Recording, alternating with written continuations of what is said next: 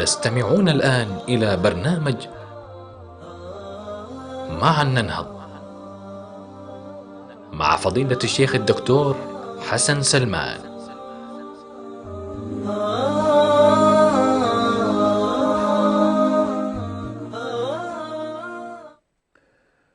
بسم الله الرحمن الرحيم. إن الحمد لله نحمده ونستعينه ونستغفره ونعوذ بالله من شرور أنفسنا ومن سيئات أعمالنا، إنه من يهده الله فلا مضل له ومن يضلل فلا هادي له، وأشهد أن لا إله إلا الله وحده لا شريك له، وأشهد أن محمدا عبده ورسوله. أما بعد، المشاهدون الأعزاء، السلام عليكم ورحمة الله وبركاته. ومع برنامجكم الأسبوعي معا ننهض، والذي نواصل فيه الحديث بإذن الله تبارك وتعالى عن عنواننا الرئيس، وهو مقومات التصور الإسلامي. ونحن اليوم بإذن الله عز وجل في الحلقة 15، ونتكلم فيها عن التطور البشري والتشريعي من خلال ما بدأناه في الحلقة الماضية، ولا زال الحديث في المحور الثالث. ومن باب التذكير، فإن مقومات التصور الإسلامي حرصنا أن نتناول الحديث فيها من خلال 4 محاور. المحور الأول هو محور الحق، وهو الحديث عن الله سبحانه وتعالى ووجوده وأسمائه وصفاته وألوهيته وربوبيته، وهذا أهم محور من محاور التصور الإسلامي. المحور الثاني هو محور الخلق، سواء كان خلقا مسخرا أو خلقا مكلفا، عالم الأشياء، عالم الحيوان، عالم الجمادات، عالم الإنسان، عالم الجن. وكان التركيز عن الإنسان باعتباره هو الكائن المكلف، أو الذي سنركز فيه في قضية النهضة بشكل عام. ثم دخلنا بعد ذلك إلى مسألة مهمة جدا في التصور الإسلامي، وهو يمكن أن نسميه موضوع كتاب النهضة أو الرسالة، لأنه لا توجد نهضة في الكون لا تنطلق من رؤية. وبالتالي بالنسبة للتصور الإسلامي، فإن كتاب النهضة هو الرسالة المنزلة من الله سبحانه وتعالى على الرسول محمد صلى الله عليه وسلم، وهو خاتم المرسلين وختم الرسالات وختم النبوة. وبالتالي هذا الكتاب له خصائصه وله طبيعته من حيث العموم ومن حيث الشمول ومن حيث الخلود من حيث الصلاح لكل زمان ومكان. وبالتالي هذا الكتاب محفوظ. وأردنا أيضا من باب التوضيح حتى تتضح الصورة الكلية لمكونات الظاهرة الدينية، وخاصة قد تكلمنا في مكونات الظاهرة الدينية عن مجموعة أساسية في المكونات، وهو يمكن ذكرنا الحد الأدنى فيما يتكلم فيه الدارسون في علم الأديان والظواهر الدينية. وقلنا بأنهم يركزون حول 3 مرتكزات: محور العقيدة والإيمان، ومحور السردية الكونية، ومحور العبادة.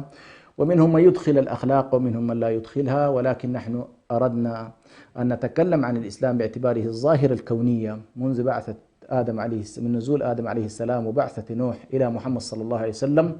فإن هذه الظاهرة الإسلامية هي الظاهرة الدينية التي يمكن أن نتكلم عنها باعتبارها الظاهرة الحق، لأنها هي المعبر عن كلمة الله سبحانه وتعالى منذ لحظة نزول آدم وإلى بعثة النبي صلى الله عليه وسلم. وذكرنا بأن الإسلام يتكون من مجموعة قضايا، وتكلمنا فيها بالتفصيل في الحلقات الماضية. ونواصل إن شاء الله اليوم عن مسألة ما بدأناه في الحلقة الماضية. هل هنالك تطور في التشريع؟ يعني حصل، ما هي الطبيعة التي على الأقل تطورت فيها الحالة التشريعية، وخاصة مع إقرارنا بأن هنالك 3 أمور ربما ثابتة وليس هنالك فيها مشكلة، وهي مسألة العقيدة والإيمان، ومسألة السردية الكونية قد لا يكون فيها إشكال، ومسألة أصل التعبد أيضا. هذه ال3 لا يكاد يخلو منها رسول من الرسل، ولكن يأتي قضية التباين والاختلاف حول مسألة القيم ومسألة المناهج التشريعية. وهذه بطبيعة الحال لأن الله سبحانه وتعالى ذكر بأن كل إنسان أو كل رسول مبعوث له طبيعة منهجية معينة وله طبيعة تشريعية معينة. وحرصنا أن نفرد على الأقل هذه النقطة على وجه التحديد، أن نقف على الرسالات كلها من نوح عليه السلام وإلى محمد عليه الصلاة والسلام من باب الوقوف على التطور التشريعي وكيف تطورت التشريعات وكيف تطورت القيم إلى قوله تبارك وتعالى: اليوم أكملت لكم دينكم وأتممت عليكم نعمتي ورضيت لكم الإسلام دينا. فكيف تطورت الحالة؟ ذكرنا في الحلقة الماضية كيف أن الخطاب بدأ خطابا آدمي، يعني خطابا أسريا: يا بني آدم، ثم تطور إلى خطاب قومي: يا قوم، ثم بعد ذلك سينتهي بنا إن شاء الله إلى الخطاب العالمي بقوله: يا أيها الناس. وفي إطار الخطاب القومي تحدثنا عن نوح عليه السلام، وذكرنا بأن نوح عليه السلام كان خطابه خطابا محصورا من حيث الزمان، ومحصورا من حيث المكان، ومحصور كذلك من حيث القيم التي على الأقل نادى بها وخاطب بها الناس، باعتبار أنها كانت بداية البشرية في ذلك الوقت. على الأقل لم تكن هنالك حالة التطور العمراني والتطور البشري، ولم تنشأ تلك الظواهر اللي على الأقل نشأت بعد نوح عليه السلام.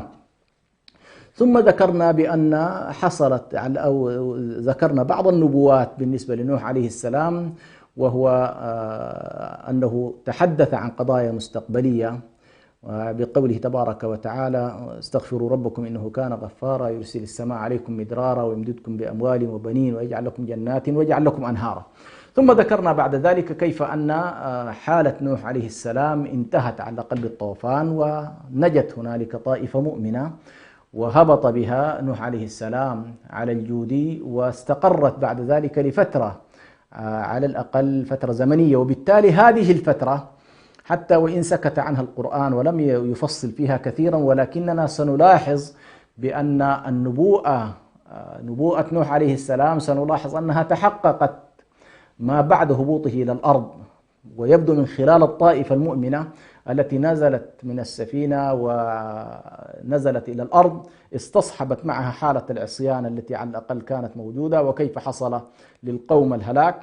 ويبدو أنهم بعد ذلك طبقوا ما طالبهم به نوح عليه السلام، فأكثروا من التوبة ومن الاستغفار ومن توحيد الله سبحانه وتعالى، وتحقق لهم بعد ذلك هذه النبوءة، تحققت عند الأقوام الذين جاءوا من بعد هذه الفئة.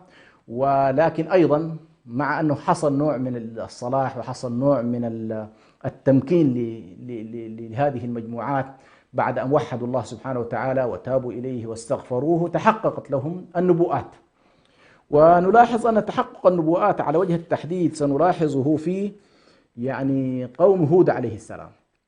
فهود عليه السلام لما بعثه الله سبحانه وتعالى نفس الشيء كان يخاطب قومه، ويبدو أنه حصل انحراف وحصلت على الأقل حالة من البعد عن الله سبحانه وتعالى، فكان يقول لهم: واتقوا الذي أمدكم. لاحظوا بأن نوح عليه السلام كان يقول: واستغفروا ربكم إنه كان غفارا يمددكم، ولكن هنا الكلام بصورة التحقق، بأنه يقول: واتقوا الذي أمدكم بما تعلمون، أمدكم بأنعام وبنين وجنات وعيون. إذا نلاحظ أن نبوءة نوح عليه السلام صارت واقعة ما بعد نوح، ويستشهد بها على الأقل هود عليه السلام، ويتكلم عن هذه المسألة بأنها واقع ملموس، ويذكر بها قومهم. بالنسبة للتطور الذي حصل في المرحلة اللاحقة لنوح عليه السلام، هو تطور عمراني من جهة، وتطور زراعي، وتطور كذلك فيما يتعلق بالنهضة بشكل عام، نهضة رعوية، نهضة زراعية، نهضة كذلك عمرانية. فحصل على الأقل نوع من الطفرة، مما أدى إلى حالة من الاستكبار وحالة من الطغيان. ولذلك المشكلة، لو قلنا ما هي المشكلة الرئيسية التي جاء هود عليه السلام ليعالجها، هي قضية الاستكبار في الأرض. قال تعالى: فأما عاد فاستكبروا في الأرض بغير الحق.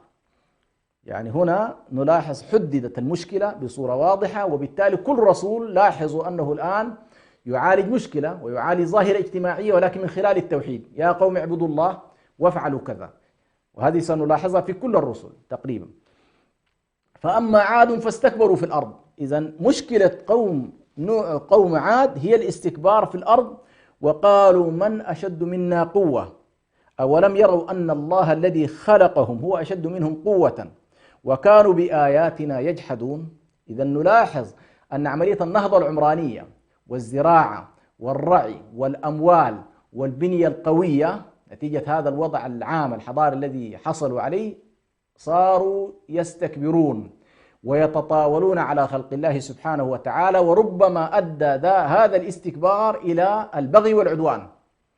وهنا سنلاحظ تأتي قيمة جديدة الآن، وهي قيمة عدم العدوان وعدم البغي وعدم الاستكبار في الأرض، لأن ذلك مما ينافي عملية الصلاح. ويبدو أن سبب الاستكبار في الأرض هو التقدم العمراني والزراعي والصناعي، لقوله تبارك وتعالى: أتبنون بكل ريع آية تعبثون وتتخذون مصانع لعلكم تخلدون. هنا نلاحظ بأن قوم هود عليه السلام لما رأوا بأن الذاكرة التاريخية عندهم مرتبطة بعملية الفيضان، رأوا أن السكنة في السهول أو في المناطق السهلية ارتبطت عندهم هذه بمسألة الهلاك، وتصوروا بأنها هذه المسألة لا يمكن النجاة منها إلا بأن يبنوا على رؤوس الجبال، فاتجهوا الآن من السكن في السهول إلى البناء في أن يبنوا عمرانهم في الجبال. فقال: أتبنون بكل ريع آية تعبثون وتتخذون مصانع لعلكم تخلدون. وعلى كل قضية المصانع من المفسرين من حملها على الحالة الصناعية واستشهد على أنه بدأت حالة صناعية، ومنهم من قال بأن ذلك ليس المراد منهم المصانع المعروفة، ولكن هي عملية المآخذ المياه ومجاريها، يعني الجداول والطرق التي تمرر من خلالها المياه، لأننا نلاحظ هنا حصل الزراعة وحصل الرعي، وبالتالي تطورت معها الأساليب الزراعية وتطورت معها كذلك الأساليب الرعوية. هنا نلاحظ أننا أمام عمران من حيث البناء واختيار مواقع لهذا البناء وهي سطوح الجبال. الأمر الثاني الاهتمام بالزراعة. الأمر الثالث الاهتمام بالأنعام. وهنا نلاحظ أن الله سبحانه وتعالى ذكر بأنهم اهتموا بالزراعة واهتموا بالرعي، ولأول مرة في القرآن الكريم يظهر معنا مصطلح الأنعام: واتقوا الذي أمدكم بما تعلمون أمدكم بأنعام وبنين. فهنا هل الأنعام وخاصة الأنعام الثمانية الإبل والبقر والغنم، يعني هل نشأت أو على الأقل تم التطويع لهذه الأنعام مع هود عليه السلام ولم تكن على الأقل قبل هود عليه السلام؟ هذا ما يشير إليه القرآن على الأقل، يعني بمعنى نقطة البداية هي مع هود عليه السلام، وبالتالي هود عندنا يرتبط بالعمران ويرتبط كذلك بالزراعة ويرتبط معنا كذلك بالرعي، وهذه طبعا مسألة مهمة جدا. وبالتالي الخطاب الذي على الأقل وجهه هود عليه السلام هو توحيد الله سبحانه وتعالى والتوبة والاستغفار وترك العدوان، أي ترك البغي. وهنا سنلاحظ هذه من القيم الأساسية التي تدخل معنا بعد ذلك في المحرمات، تدخل معنا في المحرمات تحت مسمى البغي والعدوان، أي أن الله سبحانه وتعالى حرم البغي وحرم العدوان، وبالتالي هذه ظاهرة على الأقل نشأت مع الاستكبار. إذا نشأ معها مع التطور الذي حصل في البشرية وحصل الطغيان. كلا إن الإنسان ليطغى أن رآه استغنى.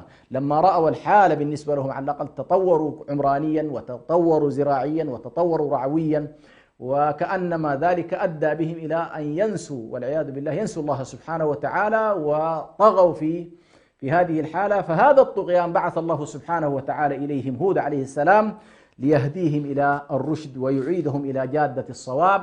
وبالتالي هنا سنلاحظ أننا أضفنا قيمة جديدة فيما يتعلق بالتشريع، وهي قضية الاستكبار ومعالجة ظاهرة الاستكبار في الأرض، لأننا سنلاحظ هذه القيم لن تخرج البشرية في نهاية المطاف من كل هذه الأمراض التي ستمر علينا.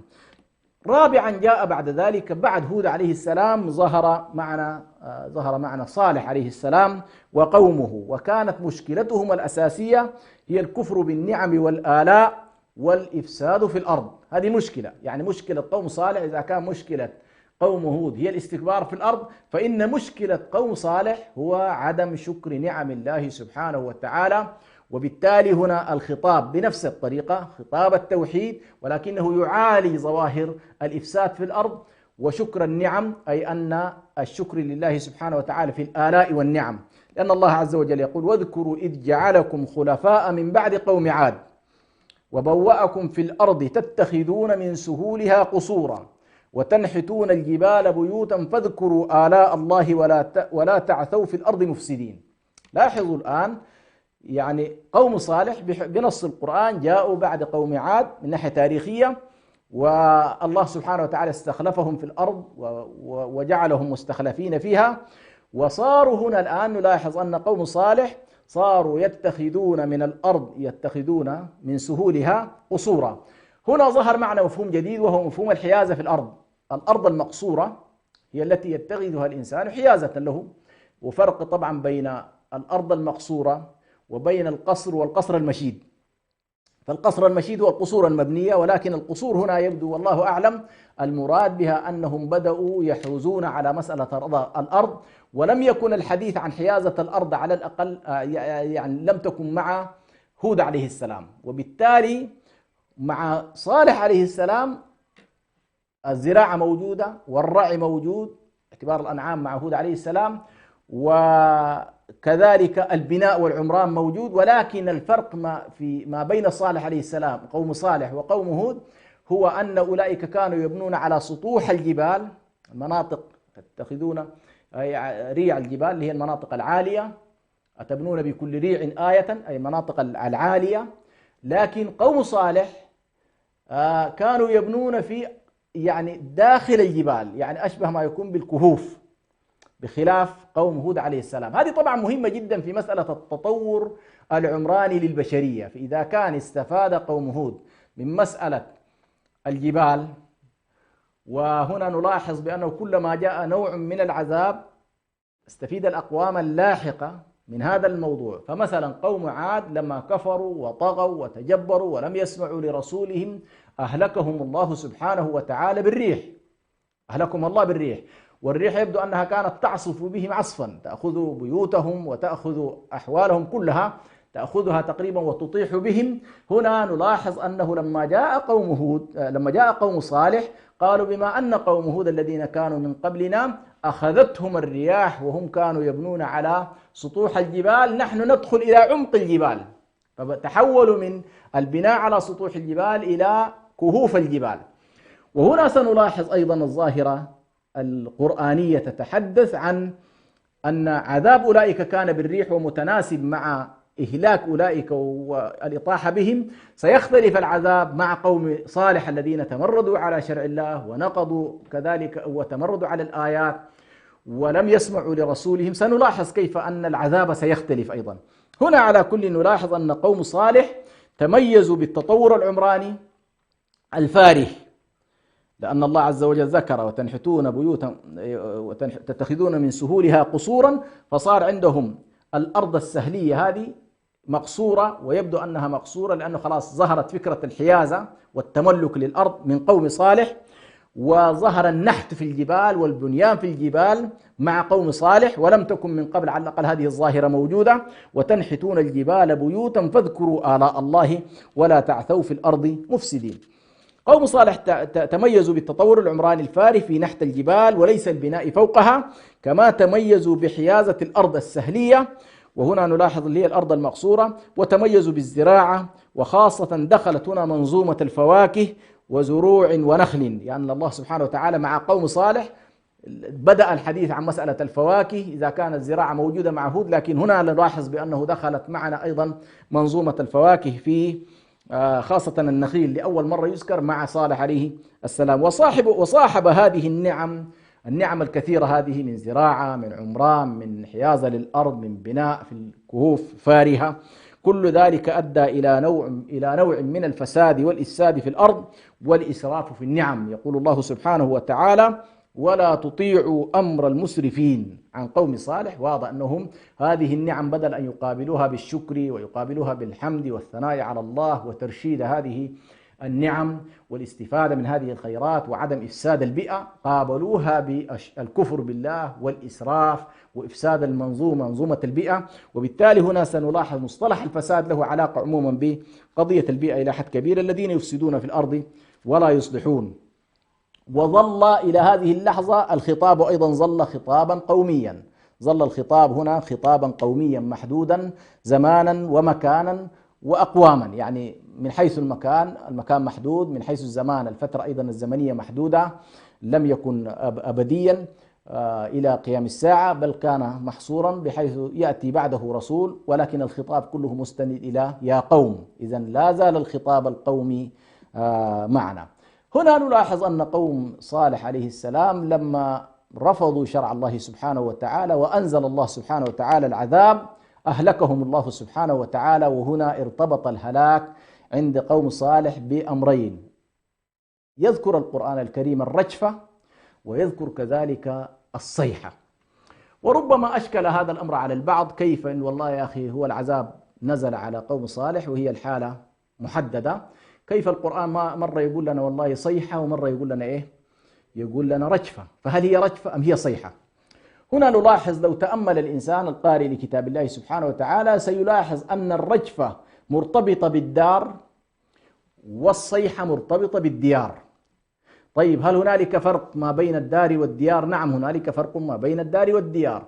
نلاحظ بأن الصيحة ارتبطت بالمناطق الجبلية، والمناطق الجبلية هي المناطق المأهولة بالسكان، إذا المناطق المأهولة بالسكان في الاصطلاح القرآني تسمى الديار، والمناطق غير المأهولة بالسكان ولكنها جزء من امتدادات الأرض وجزء من مناطق الرعي ومناطق الزراعة، وهي على الأقل تعتبر من ضمن دورهم ومن ضمن دارهم، فهذه تسمى الدار، هذه تسمى الدار. هذا الاصطلاح مهم جدا في التدقيق فيه حتى لا يتصور الإنسان بأن القرآن متناقض. القرآن ليس متناقضا.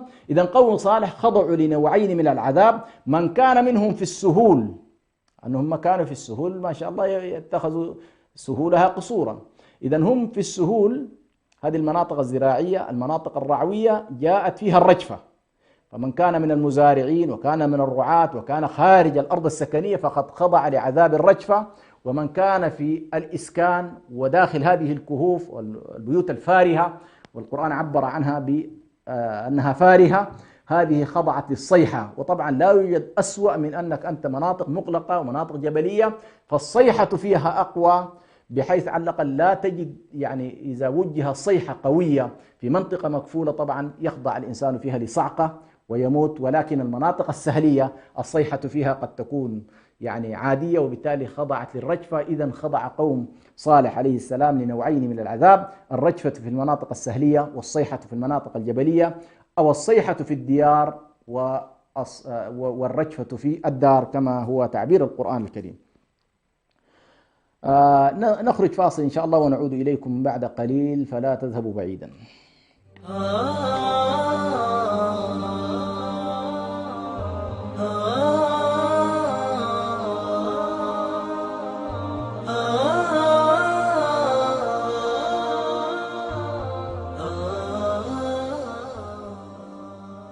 لم يكن الإعلام وليد عصر من العصور أو حضارة من الحضارات، فلا يوجد زمن من الأزمنة قديما أو حديثا إلا واحتل الإعلام مكانة فيه. ومن هنا انطلق راديو سلام مستخدما جميع الوسائل المتاحة على الأقمار الصناعية ومنصات البث على الإنترنت والتطبيقات ليصل إلى جمهوره، ليكون وسيلة إعلامية مسموعة متخصصة في الشأن الإريتري، ويبث باللغتين العربية والتجرينية على مدار الساعة.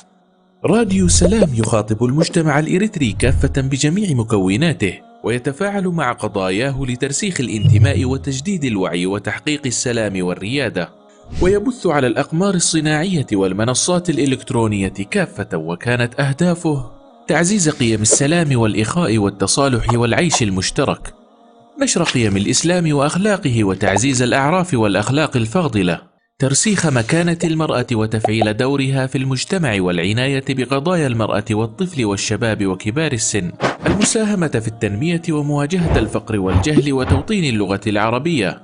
اكتمل بث راديو سلام على المنصات التالية: على القمر الصناعي نايل سات على التردد 12687، وعلى متجر الأندرويد والأبل، وعلى الموقع الإلكتروني سلامميديا61.com، وعلى جميع وسائل التواصل الاجتماعي.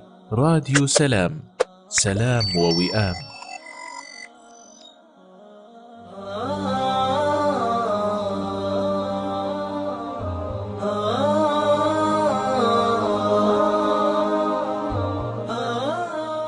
تستمعون الآن إلى برنامج معا ننهض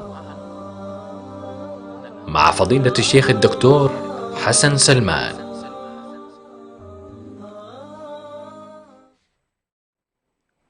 الحمد لله رب العالمين، والصلاة والسلام على رسول الله الأمين وعلى آله وصحبه أجمعين. أما بعد، لازلنا في الحديث حول التطور الإنساني والبشري في مسيرة هذا الإنسان منذ لحظة آدم عليه السلام، وتطور هذا الإنسان من حالة بسيطة، حالة أسرية، إلى حالة على الأقل يتطور فيها شيئا فشيئا.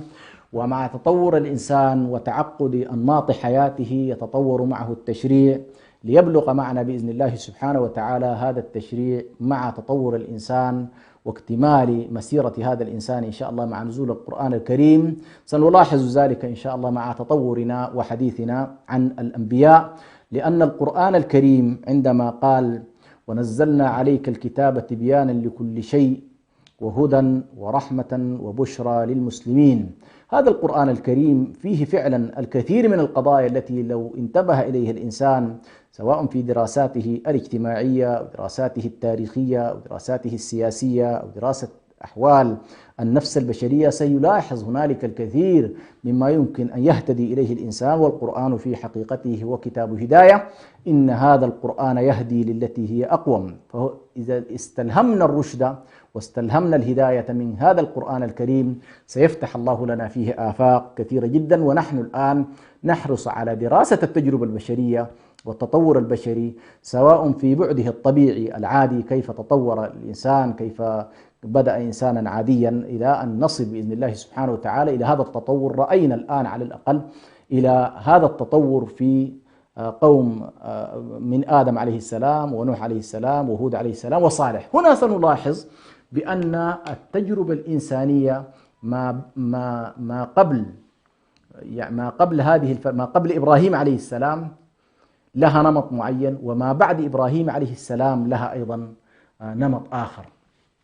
ولو أردنا أن ندقق ما هي النقطة الفاصلة التي يمكن أن نقول ما قبل إبراهيم شيء وما بعد إبراهيم شيء، سنلاحظ من خلال التدقيق والوقوف على الأقل على التاريخ البشري أن ما بعد فترة إبراهيم عليه السلام دخل معنا عنصر الدولة. ما قبل إبراهيم عليه السلام لا يتم الإشارة إلى مفهوم الدولة أو مفهوم الملك أو مفهوم الملوك، لا يظهر ذلك. يعني الحالة كانت أشبه ما يكون إلى حالة قبائلية فيها ملأ، نعم، وفيها زعامات قبلية لكنها كانت محدودة بطبيعة الحال، ويبدو أنها لم تدخل في منطقة الدولة وأدوات الدولة التي فيها السيطرة وفيها الطغيان وفيها السجون وفيها المعتقلات وفيها الشرطة وفيها الجنود وفيها الجيوش التي تتحرك.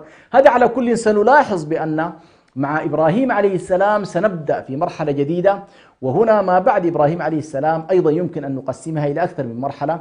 فما بعد إبراهيم إلى يوسف عليه السلام هذه مرحلة، ومن يوسف عليه السلام إلى بني إسرائيل من بعد يوسف سنلاحظ أنها أيضا مرحلة أخرى. فمثلا إبراهيم عليه السلام لما بدأ وسمى الله سبحانه وتعالى هذه المرحلة ملة إبراهيم، لماذا الاهتمام بإبراهيم عليه السلام ويجعل الله سبحانه وتعالى هذه الفترة تاريخيا معزولة، أو على الأقل ليست كسابقتها كما ذكر، أو ليست كسابقتها من حيث أن ما ستؤول إليه البشرية الآن سيأتي إلى نظام الإمبراطوريات، نظام الحكومات، نظام الملك، نظام الدول. ما بعد إبراهيم عليه السلام سيدخل معنا هذا الأمر، ويتناول القرآن الكريم بدءا من إبراهيم عليه السلام وهو يدخل في جدال مع ملك من الملوك وطاغية من الطغيان، ويواجه على كل، على الأقل تبدأ الآن مسألة المكافحة والمدافعة والمجاهدة مع السلطات. هنا سنلاحظ إبراهيم عليه السلام دخل في هذا المجال. الحالة الثانية نلاحظ أيضا الاختلاف بأن ما قبل إبراهيم عليه السلام الأنبياء ينسبون إلى نوح عليه السلام، وما بعد إبراهيم عليه السلام سنلاحظ أن النبوة والرسالة تنحصر في ذرية إبراهيم، وبالتالي البشرية كلها تقريبا محصورة من حيث السلالة النبوية ما بين سلالة نوح عليه السلام، وهنا سنلاحظ إلى صالح، يمتدون إلى نوح عليه السلام، ومن إبراهيم إلى محمد عليه الصلاة والسلام، فهم أبناء إبراهيم، كما قال الله سبحانه وتعالى: ولقد أرسلنا نوحا وإبراهيم وجعلنا في ذريتهما النبوة والكتاب. إذا نلاحظ أن إبراهيم عليه السلام ما بعد إبراهيم يعتبر الذرية كلها في النبوة، جعلها الله سبحانه وتعالى من أبناء إبراهيم. وعموما طبعا الاصطفاء العام: إن الله اصطفى آدم ونوحا وآل إبراهيم وآل عمران على العالمين ذرية بعضها من بعض. فهنا إبراهيم عليه السلام هو على كل من الناحية التاريخية مهم جدا في دراسة الأديان. وإبراهيم عليه السلام عموما هو ملة خاصة، وفي ملته سنلاحظ أن دخول الأبعاد العقلية في المجادلة وفي المحاورة وفي النظر إلى الكون، في النظر إلى الطبيعة، في مجادلة الكافرين بشكل أوسع، في مقارعة الظالمين كما ذكرنا. وخاصة إبراهيم عليه السلام كان يعني قويا في الحجة في المسارين، فهو يجادل، ولكن كل ذلك في إطار التوحيد. وعموما يمكن أن نلخص أن الحالة الإبراهيمية، إبراهيم عليه السلام كان قوي، يعني كان اشتهر بقضية الحجة والجدل والعقدي. وكذلك الملة الإبراهيمية هي أصل ملتنا، وهي تعبير عن مرحلة جديدة.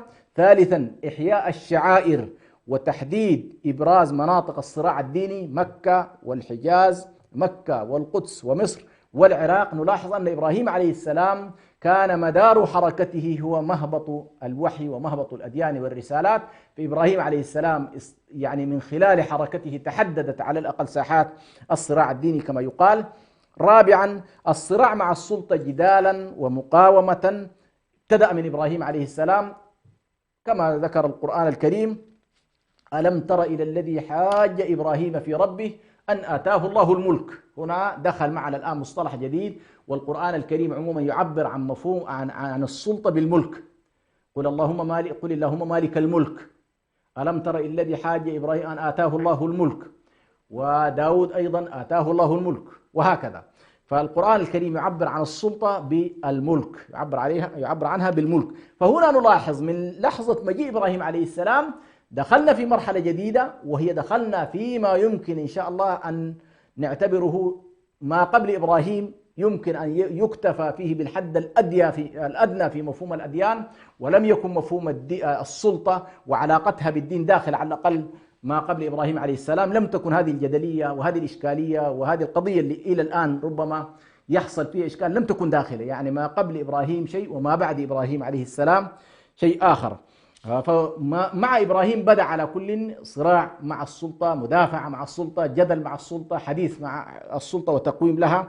ثم بدأت بدايات نشأة خطاب الدولة والسياسة. يمكن أن نقول هنا بدأت على الأقل يعني مسألة بدأنا في موضوع الدولة والسياسة، ودخلنا في مرحلة جديدة وهي ستظهر معنا في مرحلة لاحقة بشكل أكبر. ولكن نلاحظ أن سورة البقرة وهي تتكلم عن إبراهيم وإسماعيل ويعقوب وإسحاق تختم في واحدة من المقاطع بقوله: تلك أمة قد خلت لها ما كسبت ولكم ما كسبتم.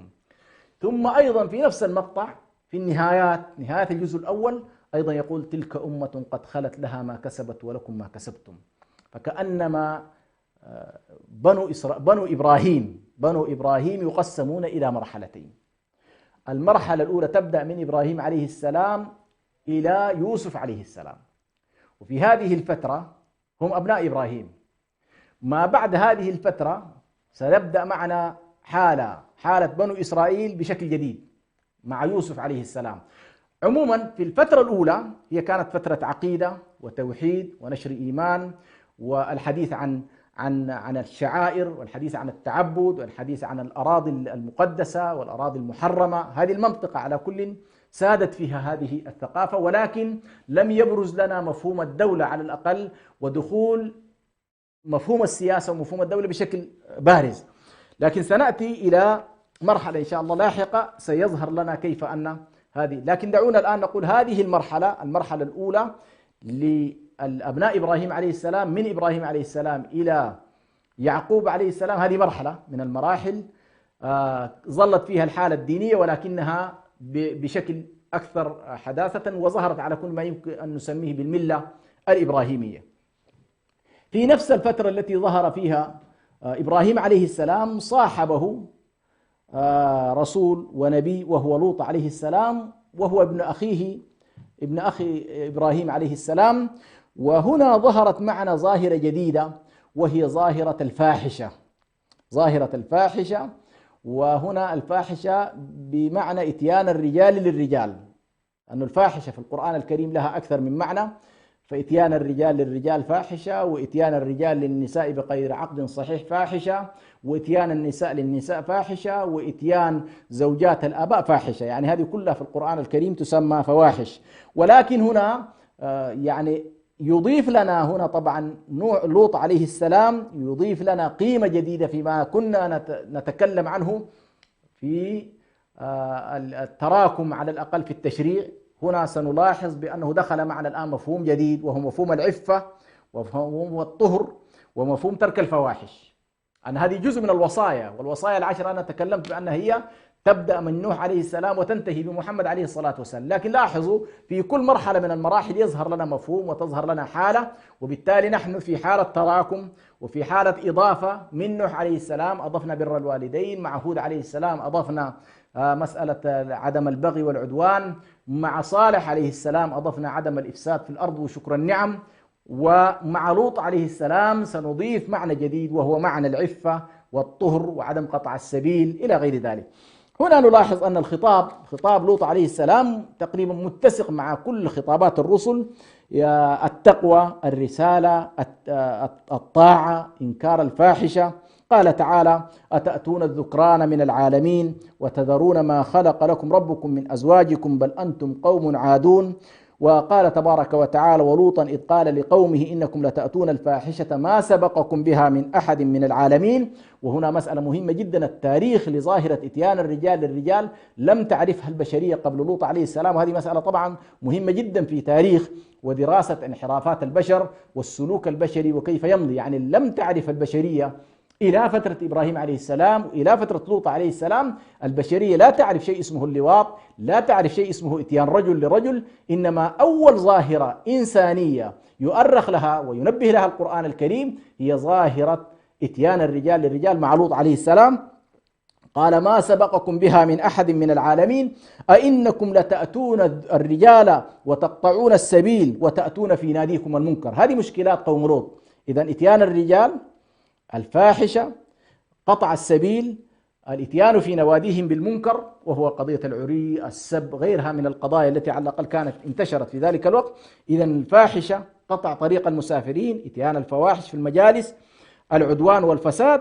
قال ربي انصرني على القوم المفسدين. إذن هم أيضا يصنفون ضمن دوائر الإفساد. هنا إذن نحن لاحظنا دخلت معنا مسألة الفواحش ولم تكن مذكورة على الأقل ما قبل لوط عليه السلام. وهنا سنلاحظ القرآن الكريم مفهوم الفاحشة أول معنى يشار إليه في إتيان الرجال للرجال مع لوط عليه السلام، والفاحشة بمعنى إتيان الرجال للنساء بغير عقد صحيح يشار إليه في قصة يوسف عليه السلام.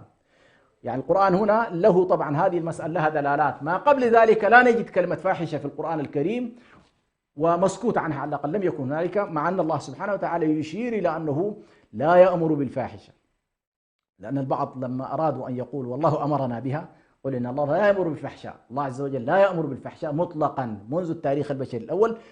لم يحل الله سبحانه وتعالى في يوم من الأيام الفواحش ما ظهر منها وما بطن.